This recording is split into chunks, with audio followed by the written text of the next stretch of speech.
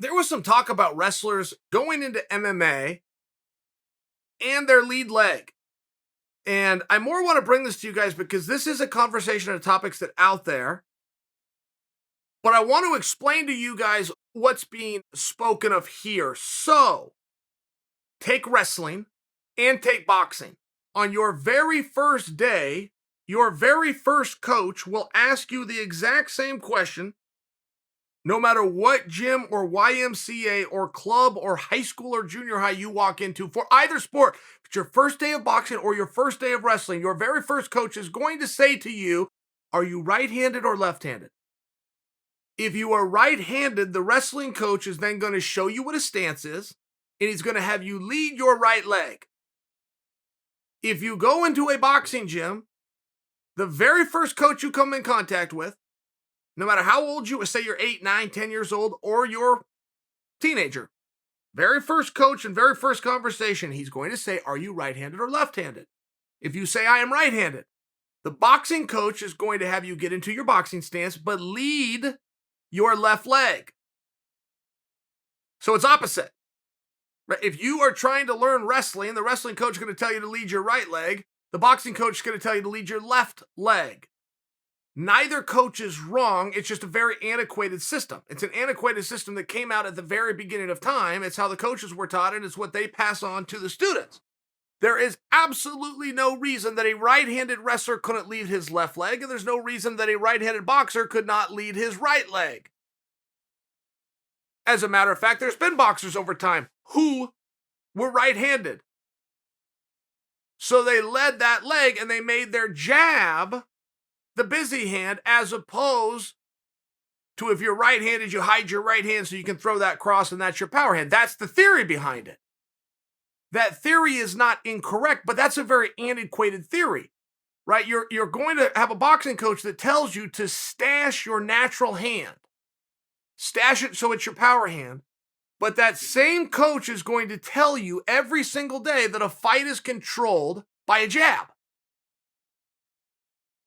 He's going to tell you the fight is controlled by a jab while telling you to use your more awkward hand as your jab hand. It just doesn't go together. That's the only point I'm trying to make.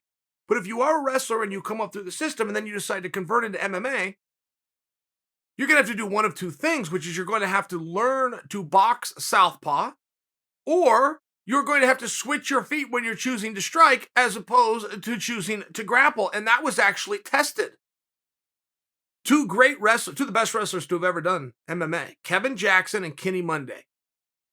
And they had the very coaches I just described. And by the way, you're never going to meet a coach that breaks that rule.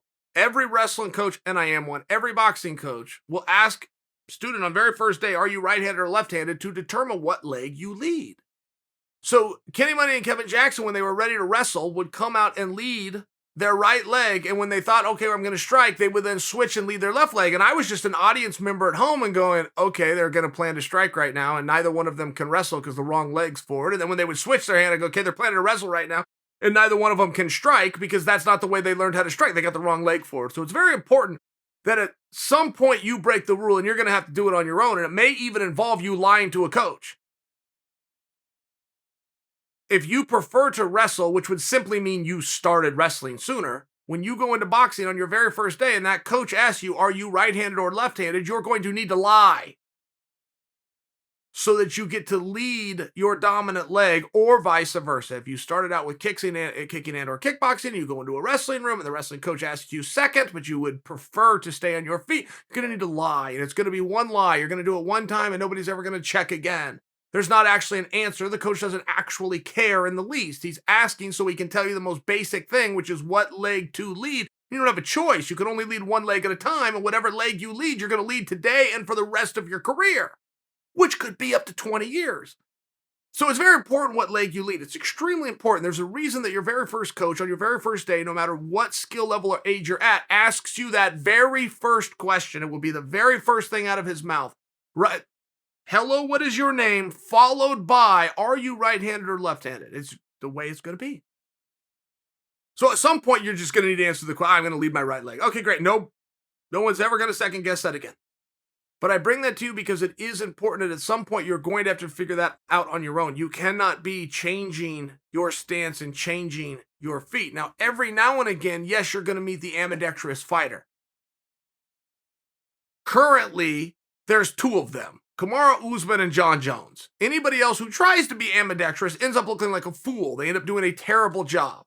Both of those athletes can actually change and have equal weapons with their back foot and their lead leg, or now this is my lead leg and this is my back foot. Those are the only two athletes really that I could identify in the entire world.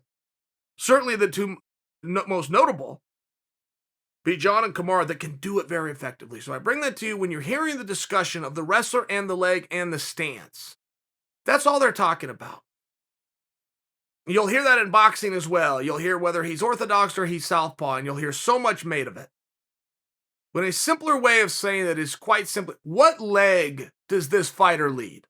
That is what makes you Orthodox, and that is what makes you a Southpaw. What leg do you lead?